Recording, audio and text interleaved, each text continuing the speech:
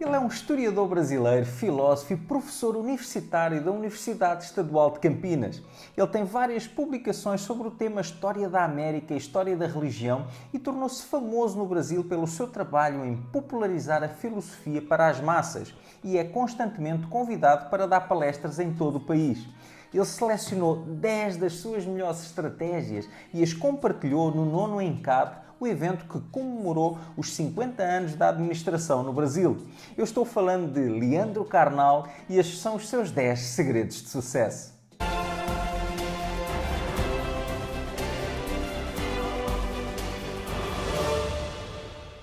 Eu vou indicar coisas que eu pensei para esse encontro, coisas que vocês podem ou não aproveitar, coisas que vocês devem adaptar à realidade de vocês, coisas muito claras para os próximos anos.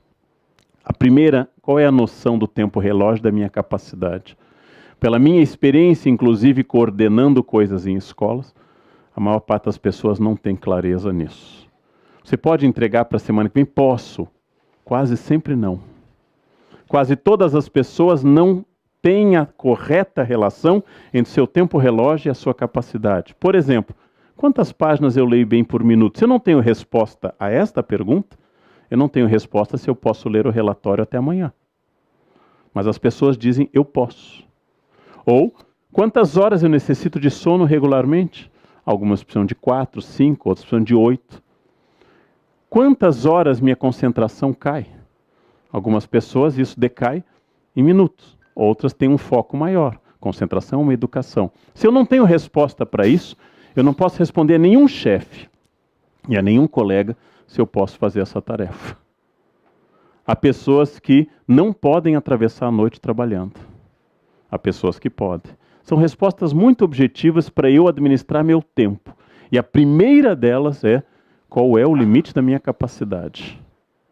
Em que eu preciso de ajuda, às vezes química, café, por exemplo, Red Bull. Vamos parar por aqui, que o Supremo ainda está debatendo o restante. Bem, multitarefas. Eu posso focar? Eu posso fazer duas coisas ao mesmo tempo? Eu estou inclinado a pensar que isso tem a ver com alguma habilidade prévia que pode ou não ser desenvolvida. Há pessoas que conseguem ver várias coisas ao mesmo tempo e há pessoas que não conseguem. E eu posso treinar um pouco isso. Eu posso focar ou eu posso dividir.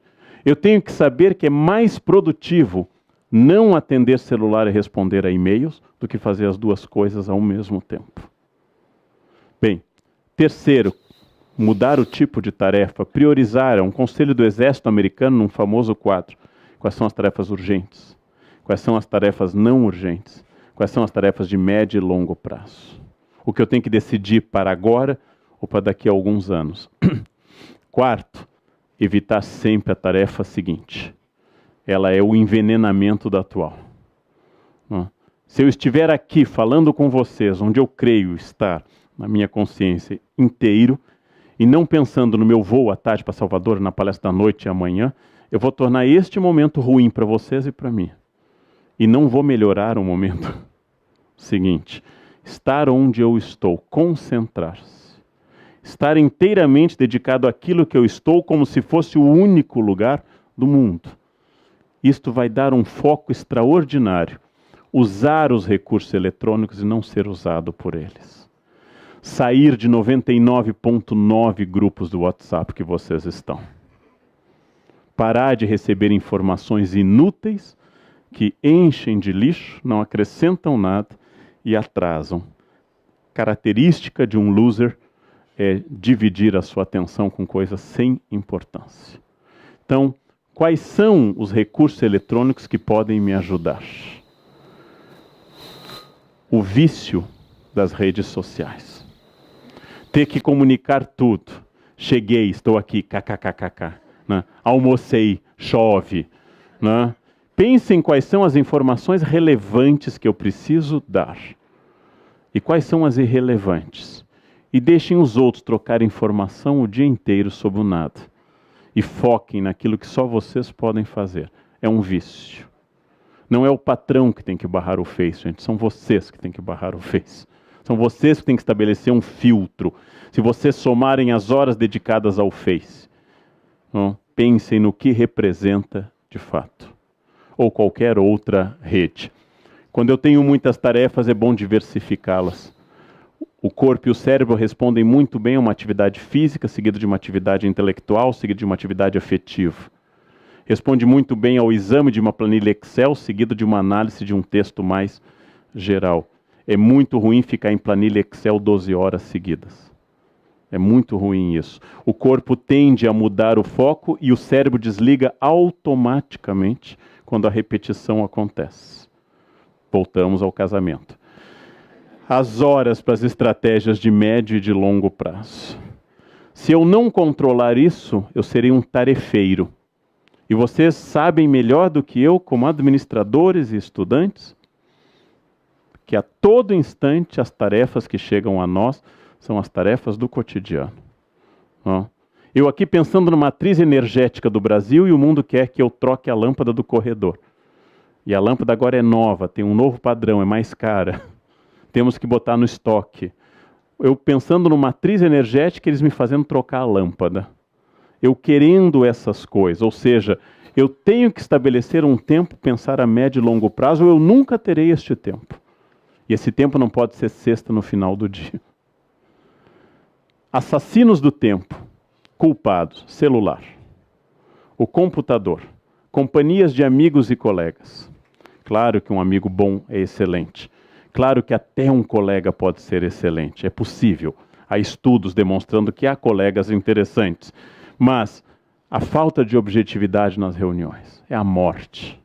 É a morte. As pessoas seduzidas pela própria voz. As pessoas que introduzem um tema longamente. Eu queria, isso que o diretor acabou de me pedir, que eu acho que é muito importante, assim, que eu vou expressar minha opinião. Não sei se é de todo mundo, mas eu vou falar da minha opinião neste momento e, basicamente, acho que nesse tema que nós estamos tratando, eu tenho vontade de estrangular um ser assim, gente. Eu tenho vontade de estrangular, de enfiar algum fio 220 para ver se a pessoa fala aquilo. Acabava de falar a Berenice no carro. Às vezes eu atravesso a cidade de São Paulo, não, para ter uma reunião que a pessoa me diz uma coisa que podia ter ido por e-mail. Ou Skype, que é uma invenção maravilhosa. Eu não preciso de quase mais nada presencial, gente, nem sexo, não preciso de mais nada presencial. É muito mais seguro, mais rápido e mais prático. Algumas ocasiões que olhar no olho é bom, mas cada vez menos. Cada vez menos. Mas trânsito, falta de planejamento. Planejamento é fundamental para tudo. Esses são assassinos do tempo. Quando eu consigo, eu vou chegar a esse assassino mor que são as redes sociais, que podem ser úteis. Passei anos fora do Face, tinha deletado, voltei. Já estou pensando de novo se vale a pena, porque as pessoas vão demandando. Elas vão demandando cada vez mais. E as pessoas mandam uma mensagem, então você virá, sim, que bom. Aí o outro responde, ok, obrigado, um abraço. E vão mais 10 mensagens, já foi tratado do tema. Não? Respeitem o tempo. Respeitem um tempo, né? Ninguém é eterno. Tirando a Rainha Elizabeth II, gente, ninguém é eterno. Ninguém vai ficar aqui para sempre. Nós não temos esse tempo eterno. Eu acho fundamental para toda atitude de vida o autoconhecimento. Onde está a minha ansiedade? O que provoca a minha ansiedade? Tempo e prioridades. Qual é o caminho? O que eu faço com o meu tempo quando ninguém está olhando? Eu gosto de leitura. Isso você diz para o entrevistador. Se a sua diversão principal é o controle remoto, já fiz entrevista para emprego a pedido de escritórios de direito, é fascinante, todo mundo só lê livros maravilhosos, gosta de teatro, bons espetáculos musicais, Sala Cecília Meirelles, é fascinante. Não? E aí você começa a checar essa cultura, ela é rasa. Ela é rasa, quer dizer, eu sou de fato, dizer com clareza, algumas pessoas buscam na vida dinheiro. Não é ruim, mas é o seu foco. Outras buscam família, umas tentam dividir entre as duas coisas, mas eu tenho que ter clareza, autoconhecimento. O grande desafio que fundou a filosofia socrática, conhece a ti mesmo. Esse é o início da filosofia socrática. Conhece a ti mesmo. E a maioria de nós tem um déficit enorme sobre o seu conhecimento. A maioria de nós. Bem, e finalmente, um conselho estranho. Se eu estou afogado das 6 da manhã às 11 em trabalho, nunca vou fazer nada muito significativo. Uma das grandes características da produção humana é a capacidade do ócio criativo, sem o qual Newton, observando a macieira, sem o qual o tempo de parar e pensar, ócio criativo não é igual a ligar o Faustão. Não confundam o nada com isso. Ócio criativo é a capacidade de não estar pressionado, premido por tempos, tarefas e objetivos imediatos e deixar o cérebro sem grandes atividades. E ócio mesmo, que é difícil hoje, porque as pessoas preenchem digitando mensagens. Ócio, parar. Já pensaram revolucionariamente em ligar uma música em casa, sentar-se no sofá e começar a escutar essa música sem ser o fundo de alguma coisa, mas escutar a música, acompanhá-la, seja ela clássica, MPB, acompanhar essa música, observar a letra, deixar-se influenciar? É aquilo que o seriado House trabalha há anos, né? Ele pensa e nunca resolve. De repente, olhando para um bebedouro, ele vem, é lupus. Ou seja, aí vem a ideia. Ócio criativo pode ser estimulado na defesa, por exemplo, do genro de Karl Marx, Paul Lafargue, que escreveu o livro Direito à Preguiça. Um livro clássico, um livro do século XIX, do genro de Karl Marx. O Direito à Preguiça. Mas também do Domênico de Masi, que esteve há pouco aqui no Brasil, sobre os seus textos de ócio criativo, a sociedade pós-industrial. Ócio é diferente de não fazer nada. E ver televisão, ou ficar zapeando televisão, ou trocando de sites, não é ócio criativo. Isso é tédio, que é outra coisa.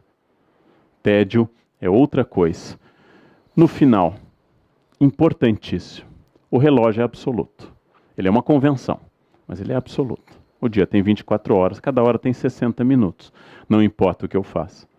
Ele continuará assim. É uma convenção, mas é uma convenção sólida. O tempo é relativo, porque é o tempo que eu dedico às coisas. E várias pessoas nos perguntam como é que você tem tempo para isso. O tempo não é inteiramente escolha minha, mas é provavelmente uma grande escolha minha. O tempo para o qual eu tenho prioridades. O tempo para o qual eu quero fazer alguma coisa. E eu acredito que estabelecida essa prioridade, seja pessoal, familiar, empresarial, eu posso transformar esse tempo bastante, muito. Isto é muito prático. Suponham, isto é um exagero em relação ao que eu falei, mas é uma boa suposição, suponham que tudo esteja ao alcance de vocês. Física, material e afetivamente. Suponham que vocês possam estar em 10 anos milionários. Sei que a maioria aqui está, afinal são administradores, a maioria já é milionário, não? Mas suponham que vocês possam estar milionários em 10 anos.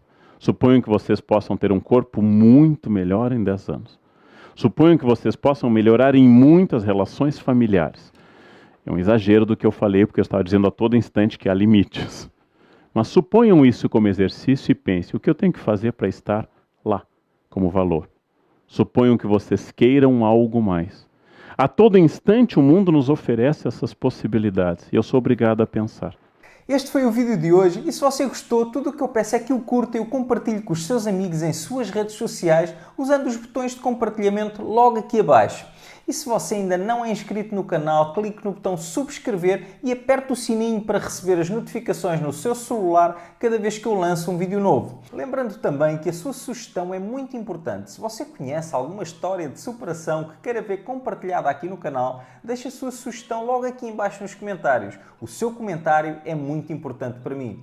Eu hoje fico por aqui, a gente se vê no próximo vídeo. Até lá, sonhe grande, tenha fé, aguente firme e viva intensamente. Votos de muito sucesso a todos.